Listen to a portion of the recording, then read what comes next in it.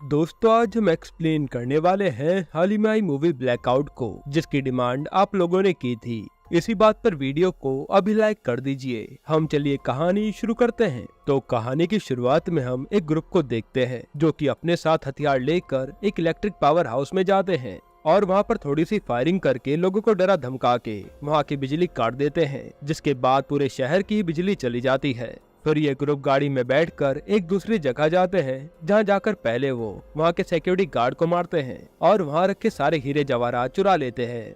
जिसके बाद scene shift होता है और हम अपने हीरो लेनी डिसूजा को देखते हैं, जो कि अपने घर पहुंचता है और अपनी बीवी रोशनी से खाना बनाने के लिए कहता है। तब रोशनी रसोई में जाती है और कहती है कि मैंने तुम्हारे लिए इतने प्यार से दाल मखनी बनाई थी, लेकिन सारी दाल जल चुकी है। लेनी कहता है कि कोई बात नहीं, हम बाहर से खाना ले आएंगे, और वो रोशनी के साथ रोमांस करने की कोशिश करता है, लेकिन रोशनी उसे नहाने के लिए भेज देती है। अब नहाते समय लाइट चली जाती है तो लेनी बाथरूम से बाहर निकलता है और रोशनी को ढूंढने लगता है। तब रोशनी एकदम से उसे आकर डरा देती है, जिसके बाद रोशनी उसे खाना लाने के लिए कहती है। तब लेनी कार की चाबी उठाकर खाना लेने निकल जाता है। फिर बाहर जाकर उसे पता लगता है कि पूरे शहर की लाइट जा रखी है और लाइट जाने से रास्ते में काफी जाम भी लगा होता है। तभी उसे उसका दोस्त रवि दिखता है, जो उसका पक्का यार था। तब लेनी रवि को कार में बैठाता है और ये दोनों रास्ते में काफी बातें करते हुए जाते हैं। फिर लेनी रवि को उसके घर पे उतारता है।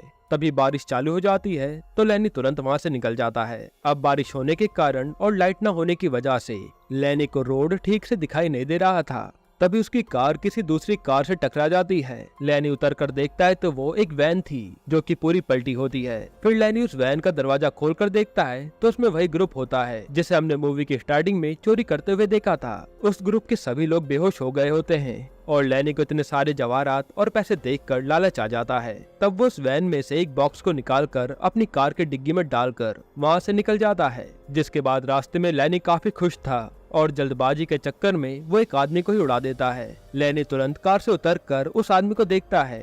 तभी उसी टाइम वहाँ लाइट आ जाती है और आसपास के लोग इकट्ठा होने लगते हैं। उसी भीड़ में एक बेवड़ा भी आता है जो लेनी को कहता है कि तूने इस मासूम को कार से उड़ा दिया, अब मैं पुलिस वालों को बुला रहा हूँ। तब लेनी घबराते हुए सभी को कहता है, अरे ऐसा कुछ भी नहीं हुआ, मुझे बस अंधेरे में ये दिखा नहीं, आप इसे गाड़ी में बैठा दीजिए, मैं इसे हॉस्पिटल ले जाता हूँ। जिसके बाद वहाँ के लोग उस आदमी को कार में बैठाते हैं और लेनी कार चलाने के लिए बैठता है। तभी वो देखता है कि उसके बगल वाली सीट पर वो बेवड़ा आकर बैठ गया है। लेनी उस बेवड़े को कार से उतरने के लिए कहता है। तब वो बेवड़ा कार से उतरकर कहता है कि अब तुम इसे हॉस्पिटल लेकर नहीं जाओगे ना, क्योंकि ये तो मर चुका है। ठीक है, फिर तुम चले जाओ और पुलिस आएगी तो मैं उन्हें बता दूंगा कि आपने उस आदमी को कैसे उड़ाया। ये कहकर वो बेवड़ा वहाँ से जाने लगता है। तब लेनी के पास कोई और रास्ता न बचने के कारण उसे बेवड़े को कार में बैठाना पड़ता है। अब कार में बैठने के बाद वो बेवड़ा लेनी से कहता है कि तुम मुझे इतने पैसे और दारू दे दो कि मैं तुम्हारी मदद करूं। अब इस आदमी की लाश को ठिकाने लगाने के लिए लेनी उसे पैसे देने के लिए तैयार हो जाता है। फिर रास्ते में इन्हें पुलिस की नाकाबंदी दिखती है, जिसे देखकर लेनी बेवड़े को कहता है कि इस आदमी को ऐसे बैठा दो कि ये दिखने में लगे कि ये सो रहा है। जिसके बाद वो आगे बढ़ते हैं तो इंस्पेक्टर पाटिल उन्हें रोक लेता है। तभी कहानी थोड़ी सी रिवर्स जाती है, जहां हम सेम डे 543 का सीन देखते हैं, जहां लेनी एक बिजनेसमैन बनकर उस इंस्पेक्टर के पास आता है एक स्टिंग ऑपरेशन करने के लिए। वहाँ पर वो उसे घूस देने के लिए मना लेता है और उसकी वीडियो को चुपचाप अपने कैमरे में रिकॉर्ड कर लेता है। फिर हम प्रेजेंट टाइम में नाकाबंदी का सीन देखते हैं तो इंस्पेक्टर लेनी को पहचान लेता है और कहता है कि अभी हम थोड़ी देर पहले तो आपसे मिले थे, आपने इतनी जल्दी मूछें भी हटा ली। यहाँ इंस्पेक्टर काफी सारे सवाल जवाब करने लगता है। तब वो बेवड़ा इंस्पेक्टर को शायरी सुनाता है और यहाँ पता लगता है कि इंस्पेक्टर भी शायरी लवर है। इस चक्कर में वो उन्हें वहाँ से जाने देता है। अब यहाँ से ये दोनों सीधा कब्रिस्तान जाते हैं और यहाँ जाकर लेनी गड्ढा खोदने लगता है। तभी वहाँ पर दो भाई आ जाते हैं, एक का नाम होता है ठीक और दूसरे का नाम होता है ठाक। इसके बाद कहानी फिर से रिवर्स जाती है सेम डे पे, जहां पुलिस वालों ने ठीक ठाक को चोरी के इल्जाम में पकड़ रखा था, लेकिन उनका मामा जो कि पुलिस की नौकरी करता है वो उन दोनों को छुड़वा लेता है। तब हमें पता लगता है कि एक ऐप था ठीक ठाक नाम से, जो कि अब चलना बंद हो गया। इसके बाद से इन दोनों ने चोरी चकारी करना शुरू कर दिया और इनका मामा इन्हें ये सब करने से मना कर रहा होता है। फिर दोनों भाई बाहर निकलकर लेनी को देखते हैं, जो कि काफी खुश होता है क्योंकि उसका स्टिंग ऑपरेशन कामयाब हो गया था। तब ठीक लेनी का ध्यान भटकाता है और ठाक लेनी के बैग से उसका कैमरा चुराकर वहाँ से चला जाता है। फिर कहानी प्रेजेंट टाइम में आती है, जहाँ लेनी ठीक ठाक से कहता है कि हम आर्कियोलॉजिस्ट हैं और यहाँ पर चेकिंग करने आए हैं। लेकिन ठीक ठाक बॉडी को देख लेते हैं और समझ जाते हैं कि यहाँ पर क्या हो रहा है। तब बेवड़ा कहता है कि तुम भी लैनी की मदद करो इस बॉडी को दफनाने में, बदले में लैनी तुम्हें पैसे देगा। तब ठीक ठाक पैसे का नाम सुनकर मान जाते हैं और वो उस पैसे से अपने फॉलोअर्स बढ़ाकर वायरल होने के बारे में सोचते हैं। जिसके बाद ये चारों बॉडी को दफनाने लगते हैं। तभी वो बॉडी अचानक से जाग जाती है और ये सभी डर के मारे बहुत चिल्लाकर कार में भाग जाते हैं। उनके भागने के बाद हम अरविंद को देखते हैं जो कि एक डिटेक्टिव होता है और वो लैनी पर नजर रख रहा है। इसके बाद हम इन चारों को कार में देखते हैं और बेवड़ा दारू दारू चिल्ला रहा होता है। तब लैनी कहता है कि आज तो ड्राई डे है और कोई भी बार तुम्हें कहीं भी खुला नहीं मिलेगा, तो मैं दारू कहाँ से लाऊं। फिर लैनी दोनों भाई को कार से उतरने के लिए कहता है, लेकिन दोनों भाई कहते हैं कि हमने तेरा साथ दिया है क्राइम को छुपाने के लिए और अब फंसेंगे तो चारों साथ में ही फंसेंगे। तभी लैनी को उसके बॉस का फोन आता है और वो कहते हैं कि पब्लिक हॉस्पिटल में लोग धरना दे रहे हैं, जल्दी से जाकर इस न्यूज को कवर करो। वैसे तुम्हारे पास कैमरा तो होगा ही। जिस पर लैनी कहता है कि हाँ सर, मेरे पास कैमरा है, मैं जा रहा हूँ। जिसके बाद ये चारों हॉस्पिटल पहुँच जाते हैं जहाँ एक एमएलए अनीता धरने में आए लोगों को भाषण दे रही होती है, क्योंकि इस हॉस्पिटल में आए दिन काफी लोगों की मौतें हो रही हैं। फिर लैनी अपने बैग में कैमरा ढूंढ रहा होता है, लेकिन उसे कैमरा नहीं मिलता और मिलेगा भी कैसे, वो तो ठीक ठाक ने पहले ही चुरा लिया था। तभी अनीता की नजर लैनी पर पड़ती है और वो उसे गुस्से में देखने लगती है। दरअसल कुछ दिनों पहले लैनी अपना हुलिया बदलकर अनीता के पास गया था स्टिंग ऑपरेशन करने के लिए, जहां अनीता कहती है कि हमने पुणे के लिए बहुत कुछ करा है। तो लैनी कहता है कि हमारे बॉस यहाँ पर 7 स्टार होटल बनवाना चाहते हैं उस झोपड़पट्टी वाली जगह पर। अगर आप वहाँ के लोगों को हटवा दें तो हमारे बॉस वहाँ पर होटल बनवा पाएंगे।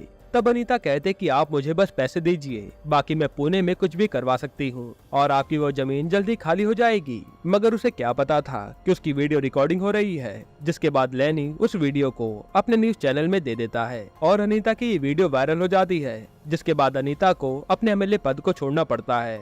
अब प्रेजेंट में ठीक ठाक लैनी को बताते हैं कि उन्होंने उसका कैमरा चुराया था और वो एक चाचा को बेच दिया। उधर वो बेवड़ा मीडिया के सामने नौटंकी करने लग जाता है, जिससे अनीता अपना भाषण मीडिया में नहीं दे पा रही थी।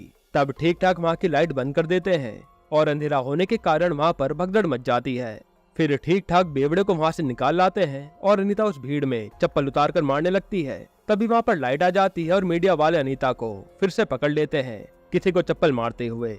इधर चारों जने कार में बैठे होते हैं और ये तीनों काफी जोर जोर से हंसने लगते हैं। तब लैनी चिल्लाते हुए कहता है कि तुम तीनों चुप हो जाओ, मैं यहाँ क्या लेने निकला था और अब किस चक्कर में फंस गया हूँ। जिसके बाद ठीक ठाक लैनी को अपने शाही चाचा की दुकान पर लेकर आते हैं, जिनकी इलेक्ट्रॉनिक की दुकान होती है, और इन दोनों ने लैनी का कैमरा उन्हें ही बेचा था।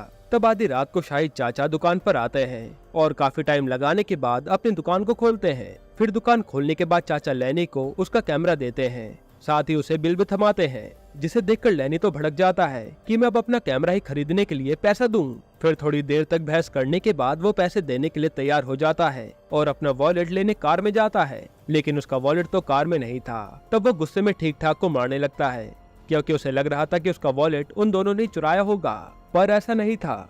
जिसके बाद लैनी शाहिद चाचा के पास अपनी घड़ी को गिरवी रखकर कैमरा उनसे ले लेता है, मगर उस कैमरे में उसका मेमोरी कार्ड नहीं था और शाहिद चाचा तो अपने स्कूटर पर बैठकर वहां से निकल गए थे। अब ये सब देखकर लैनी रोड पर ही लेट जाता है और सोचने लगता है कि आज उसने पता नहीं किसका मुंह देखा था कि उसकी किस्मत इतनी बेकार हो गई। इधर बेवड़ा बार बार दारू मांगे जा रहा था। फिर चारों जने कार में आकर बैठते हैं और थोड़ी देर चलने पर उन्हें एक लड़की दिखती है जिसका नाम श्रुति होता है। वो आकर लैनी से मदद मांगती है कि मेरी कार खराब हो गई है। तब लैनी तो मदद करने से मना कर देता है, लेकिन ठीक ठाक उस लड़की को तुरंत कार में बैठा लेते हैं। अब थोड़ी दूर चलने पर लैनी टॉयलेट करने के लिए कार से नीचे उतरता है। तभी उनके सामने एक ठेके की दुकान होती है और ठीक ठाक और बेवड़ा उसमें से दारू चुराने चले जाते हैं, जिसे देखकर लैनी काफी घबरा जाता है। और अब इनके पीछे पुलिस भी लग चुकी थी, जिसमें ठीक ठाक के मामा भी होते हैं। फिर थोड़ी दूर तक पीछा करने के बाद इंस्पेक्टर फायरिंग करने लगता है, लेकिन तभी बेवड़े को पता नहीं क्या होता है और वो अपने पास से येलो कलर की पिस्टल निकालकर उल्टा पुलिस वालों पर फायरिंग करता है। तभी हम डिटेक्टिव को देखते हैं, जो लैनी की कार के निकल जाने के बाद पुलिस वालों की कार के सामने कुछ ड्रम फेंक देता है, जिससे उन पुलिस वालों की कार का एक्सीडेंट हो जाता है और डिटेक्टिव अपनी स्कूटी पर बैठकर लैनी का पीछा करने लगता है। वहीं दूसरी तरफ लैनी कार को रोकता है और श्रुति कार से निकलकर वहां से भागने लगती है। तब लैनी और ठीक ठाक उसे रोककर पूछते हैं कि तुम इतना घबरा क्यों रही हो, जिस पर श्रुति कहती कि वो बेवड़ा आदमी कोई और नहीं बल्कि अजगर डॉन है, जो कि कई सालों से लापता था और उसे पुलिस ढूंढ रही है। उसने अपनी गोल्डन रिवॉल्वर से अब तक 100 लोगों का खून करा है। फिर हमें कुछ साल पहले का सीन दिखाया जाता है जहाँ वो बेवड़ा असल में एक खतरनाक डॉन था। सभी लोगों में उसका काफी खौफ भी था, मगर उसके पीछे पुलिस पड़ गई थी, इसलिए वो कई सालों से अंडरग्राउंड हो रखा था। लेकिन एक महीने पहले ही वो अपने शहर में वापस आता है और अपने घर के आंगन में से अपनी गोल्डन रिवॉल्वर को जमीन से निकालता है और उसे अपने साथ रखकर ऐसे सड़कों पर बेवड़ा बनकर घूमने लगता है। अब बेवड़े के बारे में सुनकर ये सभी घबरा जाते हैं, जिसके बाद ठीक ठाक इन सभी को एक अन्ना नाम के बंदे के पास लेकर जाता है, जिसका डॉन से 36 का आंकड़ा था। वहाँ जाकर अन्ना ठीक ठाक को कहते हैं कि अगर तुम्हारी खबर सही है तो मैं तुम्हें काफी सारे पैसे दूंगा, जिससे तुम अपनी जिंदगी आराम से जीना। तब अन्ना अजगर की शक्ल देखकर ठीक ठाक को पैसे दे देता है और असगर अपने दुश्मन अन्ना की शक्ल देखकर कार से बाहर निकलता है और कहता है कि इस दिन का 14 सालों से मैंने इंतजार किया था। अन्ना भी यही कहता है कि मैंने भी तेरा काफी सालों से इंतजार किया। फिर असगर अन्ना से कहता है कि तूने मेरे पीठ पीछे छुरा घोंपा है, जिस पर अन्ना भी कहता है कि छुरा तो तूने घोंपा है सारा सोना चुरा कर। मगर असगर सब जानता था कि सारा सोना अन्ना ने चुराया है और पुलिस वालों से मिलकर वह असगर का एनकाउंटर करवाना चाहता था ताकि अन्ना खुद डॉन बन सके। फिर असगर लैनी से कहता है कि कल के अखबार में छप जाना चाहिए कि असगर डॉन वापस आ चुका है।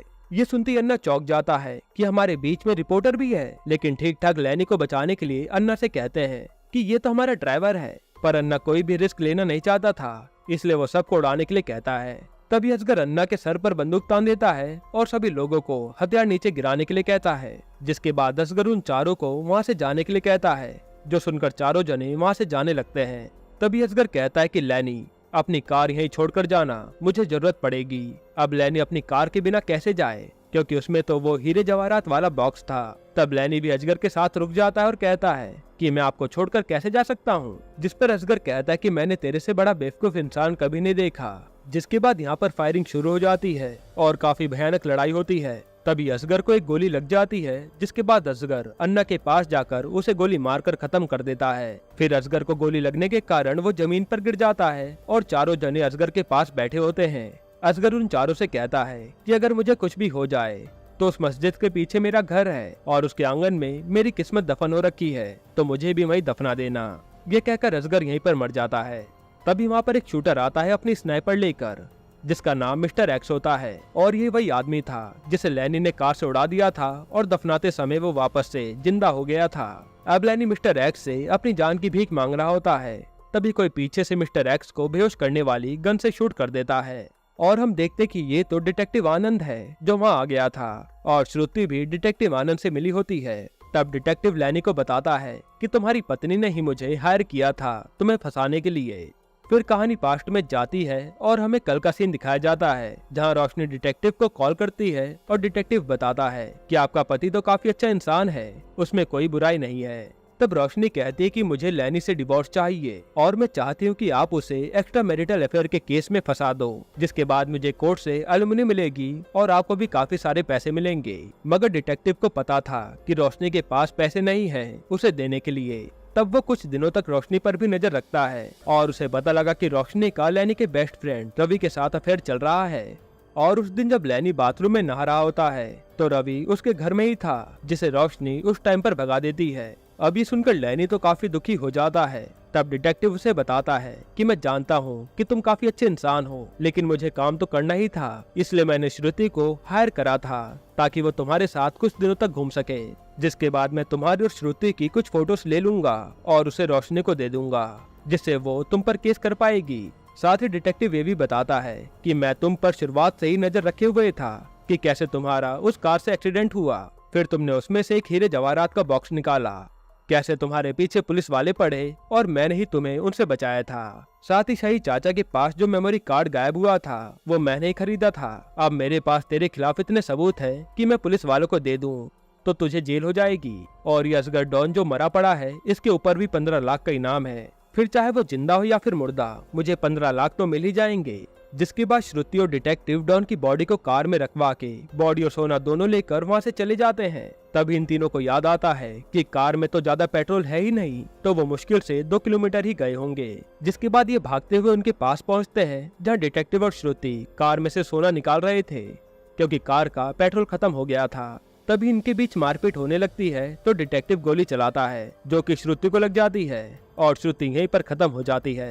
फिर डिटेक्टिव ठाक को गाड़ी के ऊपर फेंकता है तो गाड़ी ढलान पर खड़ी होने की वजह से आगे बढ़ने लग जाती है और इधर डिटेक्टिव और लैनी के बीच हाथापाई होने लगती है, जिस दौरान लैनी डिटेक्टिव के हाथ से बंदूक छीनकर उसी को गोली मार देता है। वहीं ठीक अपने भाई ठाक को भी बचा लेता है। फिर तीनों जने कार में पेट्रोल भरवाते हैं और लैनी डिटेक्टिव के कैमरे से अपने सारे सबूत मिटाकर अपना मेमोरी कार्ड ले लेता है, जिसके बाद ये तीनों कार चलाकर कहीं दूर निकल जाते हैं। फिर सुबह होने पर ये हीरे जवाहरात वाले बॉक्स को खोलकर देखते हैं।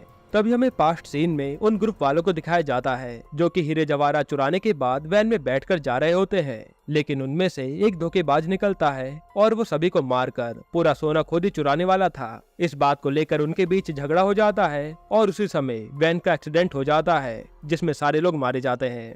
तभी लैनी उसमें से एक बॉक्स को ले आता है, ये सोच कर कि उसमें भी सोना होगा। इसके बाद कहानी प्रेजेंट में आती है जहां वो तीनों बॉक्स खोलते हैं, जिसमें से काफी सारी गन्स निकलती है जो कि उनमें से किसी के काम की नहीं थी और ये देखकर वो तीनों ही चौंक जाते हैं।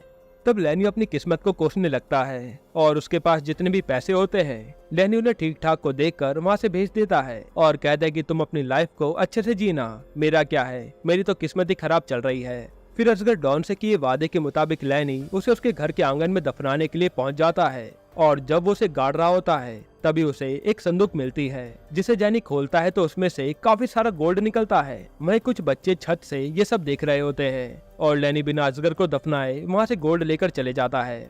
इसके बाद लैनी अपने घर पहुँचता है जहाँ रोशनी रवि के साथ होती है।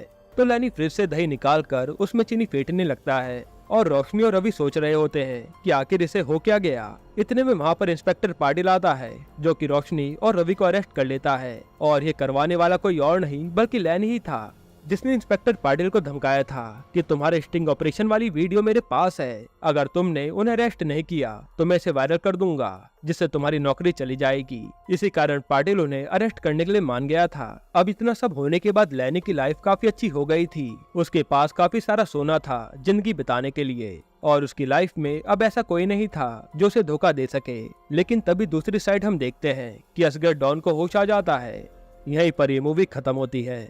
यानी दोस्तों अब इस मूवी का सेकंड पार्ट भी मेकर्स लाने के प्लान में है। आपको ये मूवी देखकर किस मूवी की याद आई कमेंट में जरूर बताइएगा, क्योंकि मुझे तो ये मूवी कहीं ना कहीं लूट केस की याद दिलाती है। बाकी आप इसके अलावा कौन सी मूवी देखना चाहते हैं हमें कमेंट में बताइएगा। और दोस्तों इस समय हमारे चैनल की रीच काफी डाउन है, तो प्लीज आप हमारे चैनल को सब्सक्राइब कर बेल आइकन जरूर दबाइएगा ताकि हमारी लेटेस्ट वीडियो आप तक पहुँच पाए।